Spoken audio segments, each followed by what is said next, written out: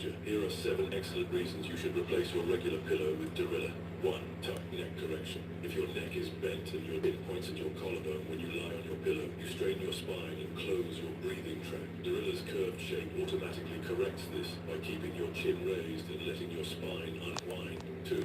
Support in any sleeping position. Other ergonomic pillows can improve your breathing, but only when lying on your back. They become ineffective when you turn on your side or lay on your stomach. Some can even hinder your breathing further, but Dorilla is shaped for all positions. The more glucose spikes you have, the faster you age. And this shows on your skin, and your organs slowly age. The 4 out of 5 people are going to die of inflammation-based disease. If you want a healthy body, a healthy mind, you need to make sure you're not on glucose roller coaster. Your body doesn't care whether sugar came from an orange juice or whether sugar came from a beetroot and is now in a can of Coca-Cola. Those sugar molecules will both lead to a glucose spike. Before we jump into this episode, I'd like to invite you to join this community to hear more interviews that will help you become happier, healthier, and more healed. All I want you to do is click on the subscribe button. I love your support. It's incredible to see all your comments, and we're just getting started. I can't wait to go on this journey with you. Thank you so much for subscribing. It means the world to me. The #1 health and wellness podcast. Jason, the one, the only Jason. What is glucose, and why is it important to understand it? I love this question. So glucose is also called blood sugar, right? And glucose is your body's favorite source of energy. So make a fist right now with your hand. Okay, so as you're doing this, the muscles in your hand are burning glucose to contract. And for everybody listening to us right now, the cells in your brain are currently burning glucose to understand what we're saying, right? Every single part of your body is burning glucose every nanosecond to keep you alive. And as human beings, the main way that we provide very important glucose to our body is by eating foods. Specifically by eating 2 categories of foods. Starches, so that's bread, pasta, rice, potatoes, oats, and sugars. Anything that tastes sweet, from an apple to my favorite triple layer chocolate cake, okay? So we eat starches and sugars and we give glucose to our body. So you might think, okay, I want lots of energy. Who doesn't want energy? So if glucose is my body's energy, I should give my body as much glucose as possible. I should eat as many starches and sugar as possible. Well, that's actually not the case. I love to take the image of a plant. Do you have any plants at home? Many. Okay, so you know that in order to keep a plant alive, you need to give the plant some water. But what happens if you give the plant too much water? It dies, exactly. And the human body is similar. Some glucose, everything's going great. Too much glucose, and problems start happening. Most of us are giving our bodies too much glucose. And this leads to a whole bunch of symptoms. Cravings for sweet foods, chronic fatigue, brain fog, inflammation, faster aging, hormonal issues, and then long-term the development of type 2 diabetes. So my whole purpose is to teach people how to eat the foods that they love, the starches and the sugars, in a way that's not going to cause problems. So how do you keep eating the spaghetti and the cookies and the bread in a way that is not going to damage your health? That's the whole thing. And that's what I really appreciate about your work and why I'm excited about this conversation, because I think a lot of us think, oh no, I have to cut things out completely, or oh no, I'm going to have to completely shift everything. And actually you're saying maybe that is the case. Actually, let's go there. Yeah, let's talk about that. Is there a need? What is it that needs to be fully cut out? Are there things that we need to definitely avoid in those 2 buckets that you just shaped for us? Well, we really don't need sugar. We don't need to eat sweet foods at all. It's really just for pleasure. Your body doesn't need that amount of glucose, that amount of sugar. So when we eat sweet stuff, whether it's fruit or a chocolate cake, we're doing it because it releases dopamine in our brain. Dopamine is the pleasure hormone. So sugars we could do without.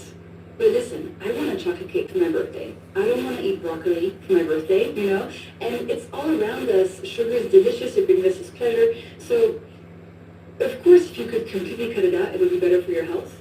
But I don't think that's realistic for most people. I don't have that kind of willpower. And I haven't seen You must know people who are completely cut out sugar, but it's quite difficult. What about you? What's your sugar consumption like? So I'm an extremist, Yeah. which means I either am eating no sugar. So when I was a monk, I didn't eat sugar for 3 years. Sure. But then I can easily drop back into eating sugar every day because my mother raised me as someone who ate a chocolate bar, a chocolate biscuit, a chocolate yogurt, and a chocolate ice cream every day growing You're up. my chocolate brother. Yes, when you mentioned that chocolate triple layer cake, and you Yes. I'm like, that is my dream, and I have had to, through my wife's coaching, through your work, had to develop a healthier relationship with sugar because I believe a few years ago I was genuinely addicted to sugar, and I want to talk to you about that. And for me, it's taken a lot of retraining, a lot of steps in between, where now I'm back being the extremist where I'm not eating refined sugars at the moment, but at the same time, I would allow myself on my birthday or an occasion to allow myself to enjoy and indulge. I was wearing a glucose monitor for about 3 to 6 months, like last year, and I was shocked. I was absolutely surprised at the types of things that spiked my glucose levels. I would eat a non-sugar cereal as a test, and that would take it to bad immediately, not even average, it was bad immediately on the glucose levels. Yeah. Talk to us about glucose spikes and why are people measuring their glucose levels, what does that show us, and what are we trying to get our glucose to matter? So when we eat a meal or food that contains a lot of glucose, so for example, a chocolate cake is a good option, a good example, or a plate of pasta, or anything else that's starchy or sweet, when we deliver that glucose very quickly to our body, we experience what's called a glucose spike, which means just a rapid increase in how much glucose is in your body. And if you're wearing a glucose monitor, you will see this. It will look like this mountain that's just rising and rising and rising, and then it crashes. You don't need to wear a glucose monitor to understand the benefits of my work, by the way, but it's a cool visual tool. So what happens in your body when we spike? Why is it bad for us? There are 3 main mechanisms that are going on a physiological level that make these spikes damaging. The first one has to do with our mitochondria. The mitochondria are the powerhouse of the cell. Most people remember that from biology class. So your mitochondria are these little factories inside your cells that are responsible for turning glucose molecules into energy. Okay? They're incredibly important.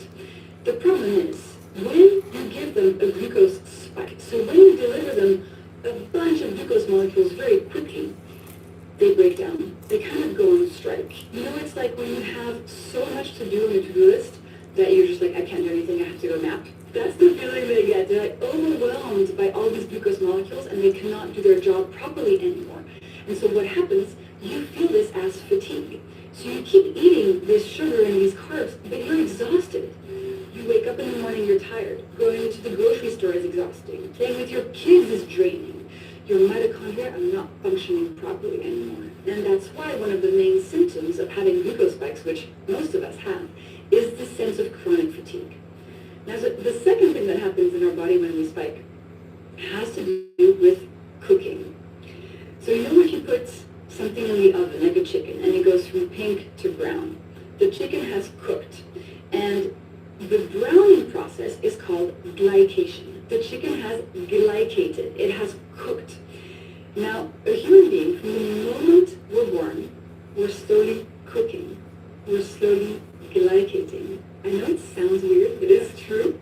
For example, if you look at the cartilage of babies, it's white. But if you look at the cartilage of somebody who's 100 years old, the cartilage is brown.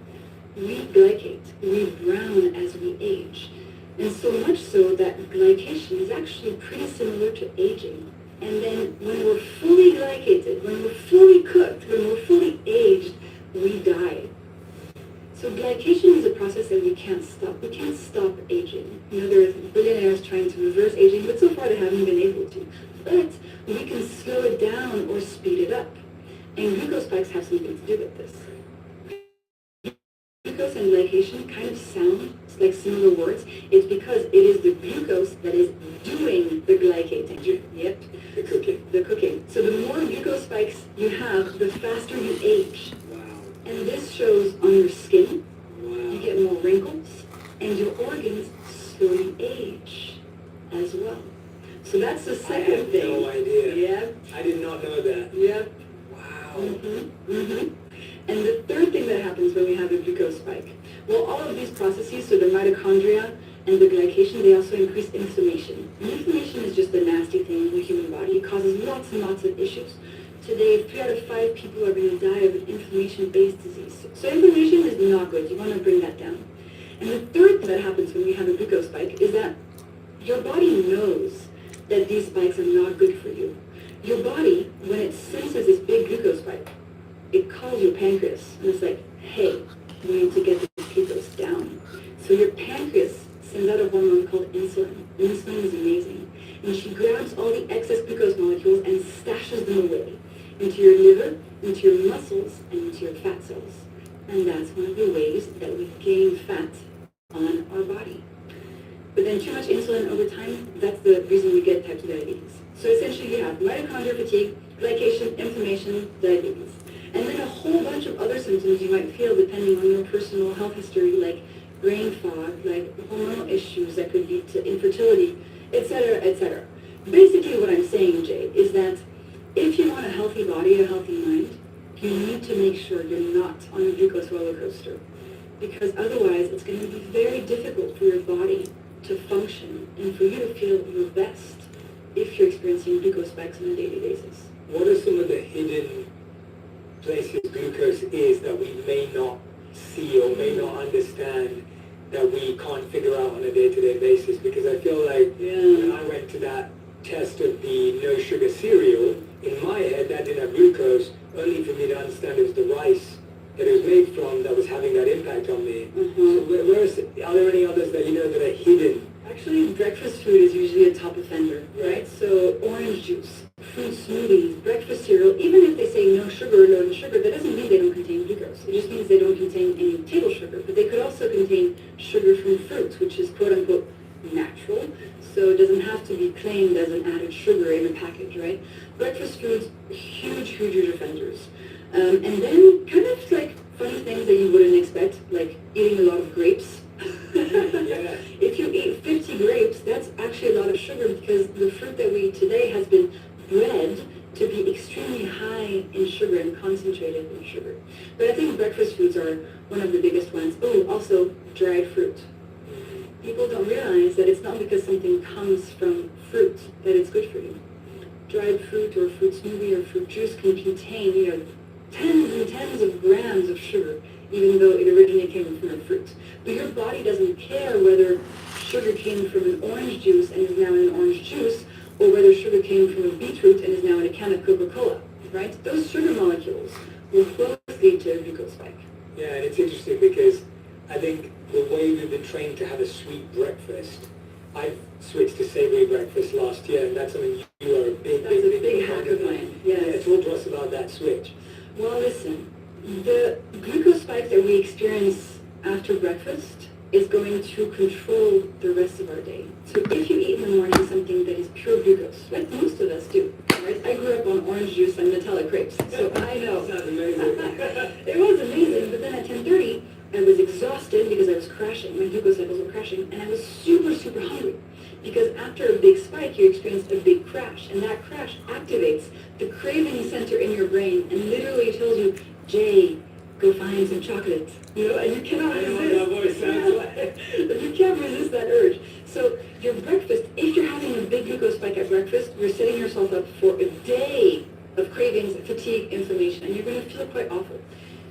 An important switch to make is to switch from a sweet breakfast to a savory breakfast built around protein, right? Whatever kind of protein you like. Maybe it's dairy, maybe it's tofu, maybe it's protein powder, maybe it's leftover fish from last night, maybe it's eggs, whatever kind of protein you want. That's going to keep your glucose levels nice and steady. Add some healthy fats in there, and you can have some starch like a slice of bread for taste. But importantly, a savory breakfast contains nothing sweet except, if you want some for taste, some whole fruit, right? And all those sweet breakfast foods that you love, you don't have to say goodbye to them completely. The best time to have them is for dessert, after lunch or after dinner. Because if you eat something that contains a lot of glucose, something starchy or sweet, after a meal, the glucose molecules are not going to arrive as quickly into your bloodstream because there's already going to be food in your stomach. The worst time to eat starches and sugars is breakfast, because your body is super empty. So anything you eat goes to your bloodstream in a second, right? But it's actually the meal of the day where most of us eat just starches and sugars. Yeah. Think about the typical breakfast: orange juice, oats with honey on them, breakfast cereal, fruit smoothies. Oatmeal with raisins. Exactly, and then you wonder why most of us feel so terrible throughout the day. Why it's 4 p.m. and we're exhausted and we need coffee or Red Bull. We have cravings all throughout the day and even at night. Your breakfast controls how you feel for the whole day. And I think switching from a sweet breakfast to a savory breakfast is almost like, you know, in the movies when they go through the mirror, it's a parallel universe. Yeah. And you really feel so different. Absolutely. So different. All of a sudden you have steady energy, your brain is clear, you feel good, you feel like yourself, you're not controlled, you're not a victim to these cravings anymore. Yeah. I found though that as someone who has had cravings for a long time or lived in that sweet cycle, there's been a lot of withdrawal symptoms. I think when people stop eating sugar, I've definitely experienced headaches. I think some people experience very low energy. Someone was telling me earlier today that they feel nauseous or sick. Like there's a lot of different things that come with it. Talk to us about why it's so addictive. Yeah. Obviously beyond the fact that we love the taste of it. Uh-huh. Why is it so addictive and How does it cause those symptoms? Yeah. I think what you're talking about is if somebody goes cold turkey and just completely cuts things out. And that's not actually something that I recommend. I think, again, like, I don't have that kind of willpower, and I want to help people improve their health without having to give up the sugar. So even if you delay the sugar from breakfast to after lunch as dessert, you're not going to get all those withdrawal symptoms. You're still going to be able to enjoy it and get the dopamine, but with less impact on your glucose levels. And listen, sugar is addictive, right? And that dopamine is very, very, very, very addictive. And as human beings, eating something sweet is a very easy way to get a hit. Now, what you're talking about can also be due to if somebody completely cuts out carbs, so starches and sugars, completely. Let's say from today to tomorrow you cut out all carbs. That can cause issues because if you've been eating carbs your whole life, your body expects these carbs every 2 to 3 or 4 hours, and your body's actually just burning glucose for energy. So all of a sudden, you cut off its supply of glucose, and it becomes a little bit stressed out, especially if your body's not used to also burning fat for fuel. In your healthy body, you can switch from burning glucose for energy to burning fat for energy easily. So either you eat glucose and your body gets energy that way, or you're not eating and your body's burning fat. In most of us, we're eating every 2 to 3 to 4 hours some carbs. And so our body doesn't know how to burn fat for fuel anymore. It doesn't have that muscle. So the idea is to train it slowly to be able to do that, not to just cut out completely the glucose, cut the grass from under the foot too quickly. That's going to be difficult. Yeah, and I think that's one of the biggest challenges, right? Because when it comes to New Year's resolutions or when it comes to changing habits, we often think we have to go in or out. I hate that. Yeah. And diets, Yeah. they don't work. They're super stressful. They're actually a pretty strong way to control women. Like, I have been, from the moment I was a teenager, the magazines are telling you, lose 5 pounds in a day, lose your belly before summer. You're bombarded by these messages that make you feel inadequate if you're not on a diet. I mean, it's pretty messed up. The amount of fat on your body or how much you weigh is not a good representation of the internal health of your body, right? Absolutely. And if you're just focusing on, I want to lose weight, there are very unhealthy ways to do that that might actually make your health way worse. Mm-hmm. What I like to teach people is these simple hacks. So savory breakfast is a very important one. Eating sugar as dessert instead of on an empty stomach is another key one. And these hacks are going to help your body on the long term and create better health from within. And you might lose weight. For example, in my experiments, about half the people lost some fat on their body without trying to, without counting calories, without cutting out foods, just because naturally that's where their body wanted to be and it readjusted, right? But the objective is not weight loss. The objective is being craving free and not feeling victim to finding sugar 3 times a day or not victim to the pot of ice cream at the back of your freezer after dinner. Good energy so you can actually live the life you want to live and go after your dreams. That's the point. And play with your kids and have time for yourself. And then improving any medical condition you might have. From mental health to infertility to diabetes. Weight loss, consequence. It's not the whole point. Yeah. It's not a diet, Yeah, and it's a different shift in mindset, really, because you're saying that a lot of us are addicted to weight loss, weight gain, or something like that, and you're actually saying, well, let's make it about energy, let's Yeah. make it about focus, let's make it Let's about make it about health. health, yeah, Mhm. yeah, which we just haven't been trained to think that way. Yeah. You know, we haven't. Even I grew up always feeling like, oh, if I didn't put on weight, then I must be healthy, and that's such a, I mean, it's such a rudimentary belief around what health and well-being is. Absolutely. And it's shifting. You know, we're now understanding that's not the way to go. We need to focus on health, not body size or Absolutely. body weight. Absolutely. What should someone eat at 3 p.m. when they're tired? Because everyone has that post-lunch, you know, slump. Well, they do. Slump. They do, but it actually can go away. If you steady your glucose levels and if you no longer have these spikes, you don't have to feel that post-meal slump anymore. Because generally that slump comes from your glucose having spiked and now dropping. Because after every spike, there's a drop. And this drop can make you feel really, really, really tired. So if you feel those symptoms of the post-meal crash, the best thing to do is to start with your breakfast. So have a savory breakfast. Then the second thing I would recommend is at lunchtime, make sure that you start your meals with a specific type of ingredient that is going to help balance your glucose levels. And before I tell you what that is, I want to tell you about this amazing research study, Jay. So researchers looked at a meal, and they found that if participants ate the elements of that meal in a specific order, they could reduce the glucose spike of the meal by up to 75%. Huge. That's huge. Without changing how much they're eating, without changing what they're eating overall, just by changing the order. And when I was in school, I remember biology teachers telling us, oh, when you eat, it all becomes a big soup in your stomach. And so I thought, how is this possible? How can the order in which you eat the elements of meal have an impact? So the research is fantastic. It turns out that when you start your meals with vegetables, the fiber in the veggies, when you eat it first, has time to coat your upper intestine and create a sort of protective mesh, okay, like a shield on the walls of your intestine. And that shield then slows down how quickly the rest of the meal is going to access your bloodstream. How quickly the molecules from the rest of the meal are going to make their way into your bloodstream.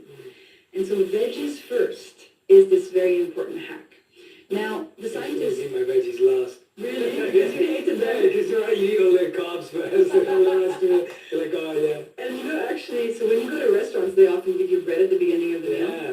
And actually, it's pretty smart. So I think there's a whole conspiracy here.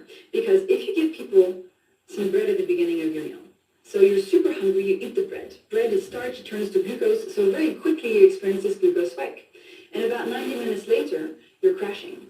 And that's when the waiter comes over and is like, hi, anybody would like some dessert? And at that point, you're feeling this intense craving for sugar because of that glucose drop, so you're going to order dessert. Wow. That makes sense to me.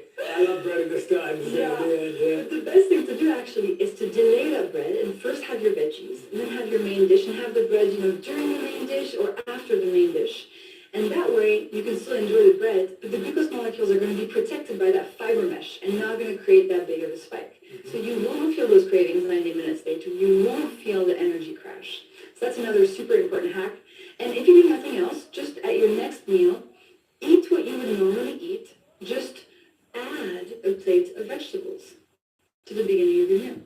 And it can be a few baby carrots. It can be some beautiful roasted cauliflower with tahini or whatever. It can be some salad. It can be any sort of veggies you have in your fridge, and tomatoes count as well. And you'll see how different you feel after the meal.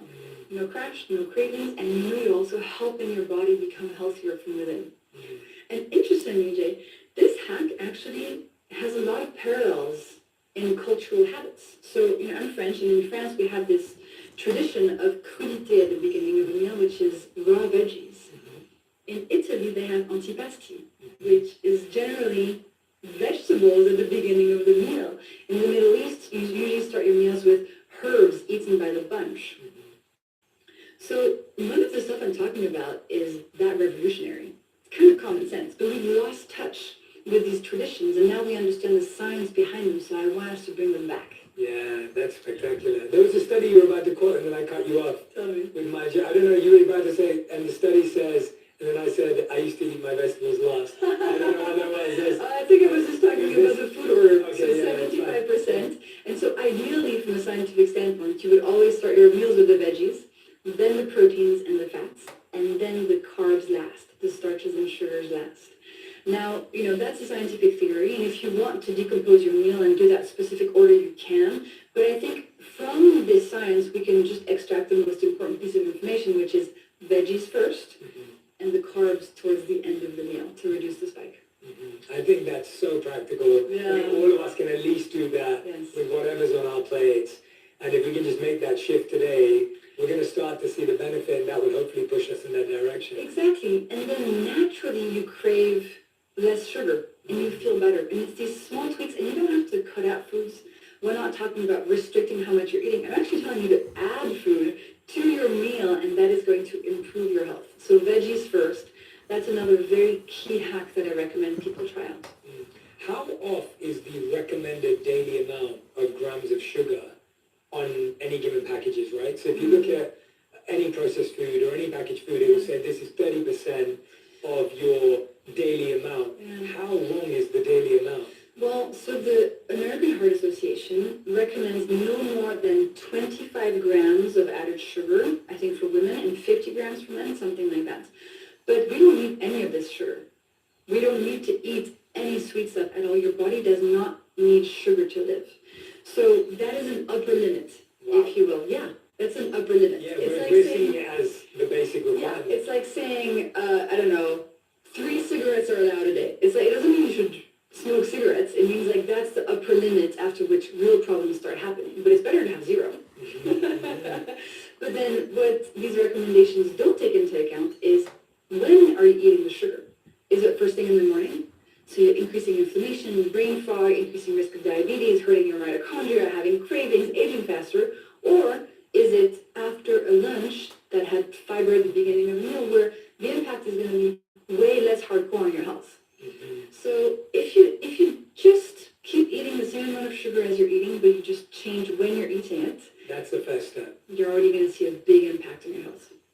And then second step could be reducing amounts. For sure. And naturally, because you're not creating that cycle of addiction, you're going to have fewer cravings for the sugar anyway. Yeah. There's this other really cool study I want to tell you about. So scientists put participants in an fMRI scanner. You know, those big donut scanners. Okay, so they were looking at their brain activity. And as the participants were in the scanner, there was a screen in front of their eyes. And the screen showed images of food. Chocolate cake, donuts, broccoli, burger, etc. And the scientists asked the participants to rate how much they wanted to eat that food, from 1 to 10. Okay, like 1 is like, I don't care. 10 is like, I want to eat this right now. And the participants were hooked up to a machine that was measuring their glucose levels in real time. And this is what the scientists found. They found that when people's glucose levels were steady, they were rating all the foods like 5-ish. Burger, 5-ish. Broccoli, 5-ish. So, no particular cravings. But then, when the participants' glucose levels were dropping, 2 things happened. First thing, on the brain scan, the craving center was activating. And second thing, they started rating all of the sweet foods really highly, okay? And that just goes to show that you cannot control these cravings. They come from a deep part of your brain that goes onto alert mode when your glucose levels are crashing, because it is a dangerous thing for the body, right? Your body doesn't know that that crash came from a spike because you just ate 15 donuts. Yeah. Your body thinks it's low on energy. Yeah. And so all this to say that as you study your glucose levels, this craving center will activate less and less. So naturally, you're not going to want to eat as much sugar. And you're going to switch from a situation in which you were controlled by those cravings to a situation in which you will eat the sugar you really like for pleasure, for enjoyment, without feeling controlled. So instead of feeling like, oh my God, I need to eat something sweet right now, give me anything, any chocolate bar, it's more like, you know what, tomorrow I want to go to my favorite bakery and get my favorite pastry. From a sense of like agency and strength and boundaries versus being a victim to that sugar addiction. Yeah, you can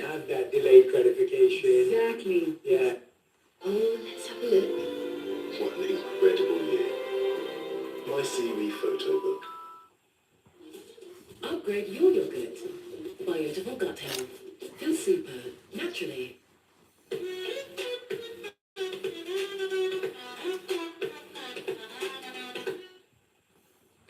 Arnold Clark's Real Sale is back. It's the UK's biggest used car sale. Yeah. Exactly. No, that's huge. I mean, two things that really help me with this, and I notice when I'm weaker, and this obviously happens with Naturally, you're not going to want to eat as much sugar. And you're going to switch from a situation in which you were controlled by those cravings to a situation in which you'll eat the sugar you really like for pleasure, for enjoyment, without feeling controlled. So instead of feeling like, oh my God, I need to eat something sweet right now, give me anything, any chocolate bar, it's more like, you know what, tomorrow I want to go to my favorite bakery and get my favorite pastry. You know, from a sense of like agency and strength and boundaries versus being a victim to that sugar addiction. Yeah, you can have that delayed gratification. Exactly. Yeah. Exactly. No, that's huge. I mean, two things that really help me with this, and I notice when I'm weaker, and this obviously happens with the amount of travel I do, and I totally notice how that impacts my desire for more sugar. And I found that one of the biggest commitments I had to make was eating my meals on time every day. And that started to reduce cravings. So when I was having breakfast at a certain time, lunch at a certain time, and dinner at a certain time, I found myself having less cravings and filling the gaps with less sugar. When I was missing breakfast, I was missing lunch, and then I was trying to make up for it, then I'd be willing to take anything, as you're saying. And the second thing I found was when I had poor sleep. Oh, When I yeah. was sleeping badly or I wasn't sleeping enough, I would wake up craving sugar to want to get me to the next meal. Yeah. And then naturally I'm going to have all these things that aren't great for me because I just haven't slept well. And I found that those two things had a massive impact. But how is what you're saying having an impact on the other way? Yeah. So I'm saying how these lifestyle choices impact my glucose cravings, but how are our glucose levels impacting Well, our for sleep? example, sleep. So sleep and glucose go hand in hand. And so what you're describing is if you wake up and you haven't slept well, you have more cravings. And you know what else happens, which is kind of unfortunate, is that when your body is tired, it cannot regulate your glucose levels as well. So anything you eat will create a bigger glucose spike. Right. So for example, if you have that cake on a day when you're rested versus a day when you're super exhausted, the exhausted day, the cake will make a bigger spike. You're eating the same cake, but it's creating a bigger spike. Therefore, a bigger crash, therefore more cravings. And so when we're tired, we tend to crave more sweet foods, and that makes a bigger spike and a bigger drop. And then, in turn, being on a glucose roller coaster also makes your sleep that night worse.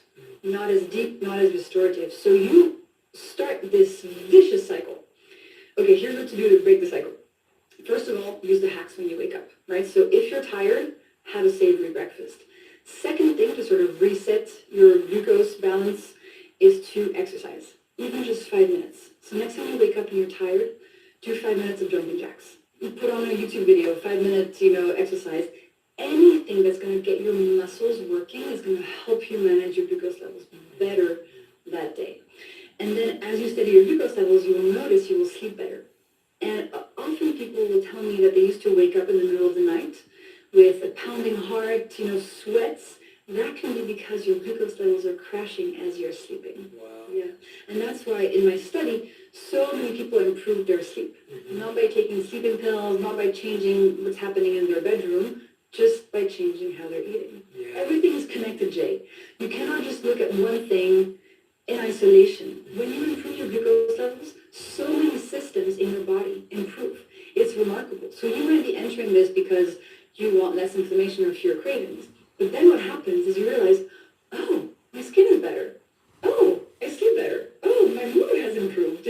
All these amazing side effects. It's really beautiful to watch. Yeah, you mentioned mood there. What's the connection between blood sugar levels and mental health? Because I think, again, even though we are making those connections now, I think often we don't recognize how correlated our diet and our mental health is. That's the reason I got into this in the first place. So when I was a teenager, I had an accident. I broke my back jumping off a waterfall. Had very intense surgery. I have lots of metal on my back now. And physically I was fine because you recover fast when you're that young. but then my mental health started going really down the drain. So anxiety, depression, depersonalization, I felt like my brain was completely broken. I didn't feel like myself anymore. And I went on a journey to try to understand how to get better. And that's what got me studying biochemistry. That's what got me into genetics. And then, almost 10 years after my accident, 10 years of darkness, I finally had my first clue. I was part of a pilot experiment, and during it, I could wear a glucose monitor. And I saw, Jay, that the days when my glucose levels were spiking and dropping a lot, my mental health was worse. And the days when my glucose levels were steady, my mental health was so much better. And this changed everything for me because I had been completely lost for the better part of a decade, trying to understand what the heck I could do to improve my mental health. And I was lost, let me tell you. And nobody said, oh, you should look at your lifestyle. But in that moment, I remember that day, I was feeling one of these episodes come on of depersonalization, which is this horrible mix of brain fog, feeling like a stranger in your own body. I mean, it's terrible.